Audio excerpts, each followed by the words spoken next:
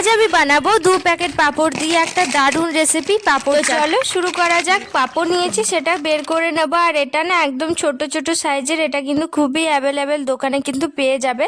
তারপর ওটা বের করার পর এখানে সমস্ত কিছু কাটা হয়ে গেছে, যেমন একটু বিট, লঙ্কার গুঁড়ো, ধনেপাতা। নিয়েছি আলু সেদ্ধ। আলু সেদ্ধটা আমি আগে থেকেই করে রেখেছি। ওর মধ্যে দিচ্ছি একটু পেঁয়াজ, লঙ্কা, ধনেপাতা, বিট আর একটু চানাচুর আর লবণ আর সেও দিয়ে ভালোভাবে এটা মিক্স করে নেব।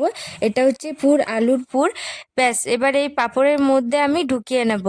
এটা অনেকটাই বেশি ছোট হয়ে গেল, তবে লম্বা যে পাঁপড়গুলো হয় সেটা দিয়েও কিন্তু বানাতে পারো। তো এটা কিন্তু ভীষণ ভালো লাগে খেতে।